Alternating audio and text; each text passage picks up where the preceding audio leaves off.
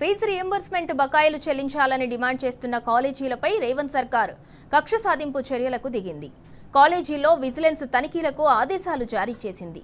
అవసరమైతే CID police సహాయం తీసుకోవాలని అధికారులకు హుకుం జారీ చేసింది.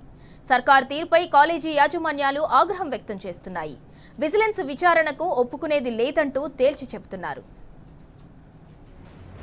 వృత్తి విద్యా కోర్సులకు సంబంధించి దాదాపు 2500కు పైగా విద్యా సంస్థలున్నాయి. ఆయా ప్రైవేట్ కాలేజీల్లో చదివే ఎస్సీ, ఎస్టీ, బీసీ, మైనారిటీ విద్యార్థులకు ఫీజు రియంబర్స్మెంట్ స్కీమ్ను ప్రభుత్వం అమలు చేస్తోంది.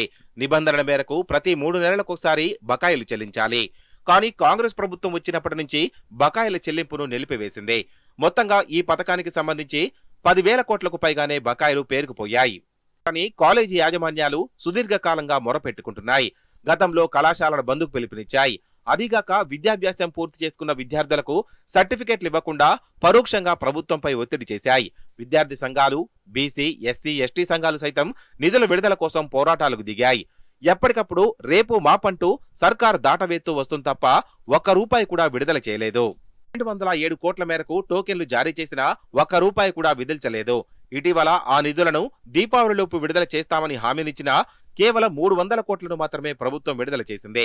నిధుల విడుదల చేయకపోవడంతో కాలేజీల నిర్వహణ భారంగా మారింది. దీంతో యాజమాన్యాలు, విద్యార్థి సంఘాలు మరోసారి పోరుబాట పట్టాయి. నవంబర్ 3 నుంచి కాలేజీ యాజమాన్యాలు బంద్కు పిలుపునివ్వగా విద్యార్థి సంఘాలు సైతం ఉద్యమ కార్యాచరణ ప్రకటించాయి. బంద్కు భయపడ్డ కాంగ్రెస్ సర్కార్ కక్ష సాధింపు చర్యలు చేపట్టిందని కాలేజీ యాజమాన్యాలు రాష్ట్ర సర్కార్పై ఆగ్రహం వ్యక్తం చేస్తున్నాయి. కాలేజీ యాజమాన్యాలు సర్కారు తీరుపై ఆగ్రహం వ్యక్తం చేస్తున్నాయి. ఒక్క పోలీస్ అధికారిని కూడా కాలేజీలోకి అనుమతించేది లేదని హెచ్చరిస్తున్నాయి.